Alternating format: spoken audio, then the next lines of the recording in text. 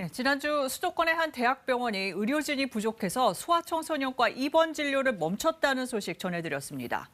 이 소아청소년과뿐 아니라 응급수술이나 분만처럼 환자 생명을 직접 다루는 의사들도 턱없이 부족하다고 합니다. 위태로운 필수 의료, 먼저 외과 현장의 목소리 들어보시죠. 신민의 의학 전문 기자가 취재했습니다. 야간과 휴일에도 응급수술로 바쁜 수도권 대학병원의 외과 수술실입니다. 지금 림프절 결제 거의 끝나고 이제 곧 위를 절제할 예정입니다. 3년 전을 마지막으로 전공의 지원자가 없습니다. 저희 아래로는 들어온 적이 없고요. 당연히 안 힘들다고 하면 거짓말이겠죠. 저희가 없으면 남아있는 분들이 더 힘드니까. 교수들이 직접 당직을 서며 전공의 빈자리를 메우고 있습니다. 당직은 저는 365일 온콜입니다. 늘 계속 전화 오면 가야 되는 거고, 응급실 가야 되고, 늘 대기 상태죠.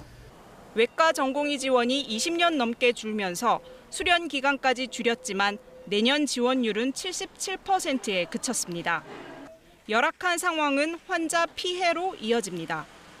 대동맥류 파열로 응급수술이 필요했던 80대 환자는 흉부외과 의사가 없어 4시간을 지체했습니다. 인공혈관 치환술 같은 걸 할 수 있는 의사도 없다고 하셨어요. 여러 병원에 전화를 해보셨는데 그중에 5번째, 6번째쯤에 세브란스로 가라고. 이 정도의 혈종이 찰 정도의 파열이라면 1시간에서 2시간 내로 수술을 해줘야만 생명을 건질 수가 있습니다. 외과 의사들의 평균 연령은 전체과에서 가장 높은 만 53세. 10년 뒤가 더 걱정입니다. 고생을 한 것 대비 적절하게 그 대우를 못 받다 보니까 이 젊은 의사들이 기피할 수밖에 없는데 사명감만을 강조해서는 이 기피 현상이 해결되지 않을 거라고 봅니다. 10년 후면은 현장을 떠날 수밖에 없는데 그때는 정말 수술 대란이 일어날 수밖에 없는 그런 상황입니다. KBS 뉴스 신민혜입니다. 네, 이 문제 취재한 신민의 의학 전문 기자와 조금 더 얘기 나눠보겠습니다. 신 기자, 앞서 외과 상황 봤는데 분야별로 좀 구체적으로 살펴볼까요? 네, 필수 의료 분야, 먼저 필수 의료라고 하면 국민건강안전망입니다. 네. 앞서 리포트에서는 외과 상황 전해드렸는데 이 다른 과 상황들도 지금 비슷하고 심각한데요. 네. 앞으로 이제 전문의가 될 내년도 전공의 지원율을 보면 이 소아청소년과 경우에는 16%까지 떨어졌고 산부인과는 79%, 이 외과 중에서도 특히 심각한 흉부외과는 60%에 그쳤습니다. 네.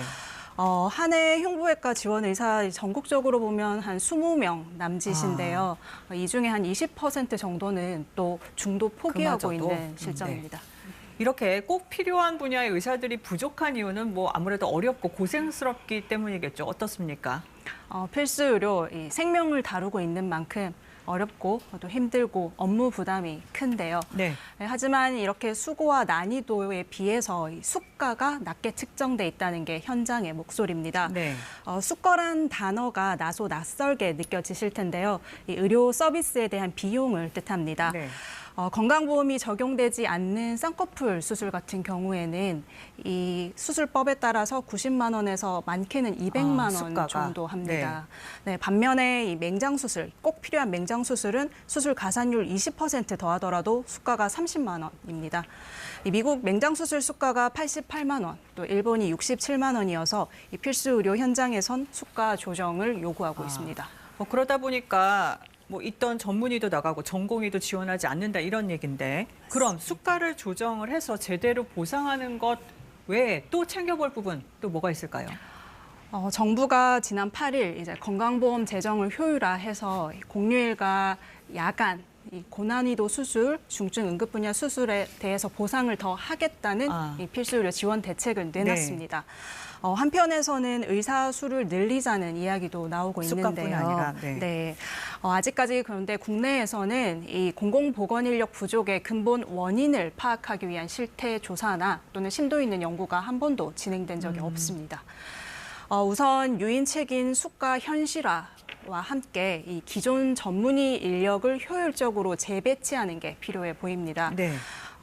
또 이 불가항력적인 의료 사고에 대한 책임 부담이 큰 게 이 필수 의료과를 기피하는 또 다른 이유인데요. 의료계에서는 무과실 사고의 공적 배상 제도 도입을 요구하고 있습니다. 네, 오늘 여기서 정리하죠. 신 기자 잘 들었습니다.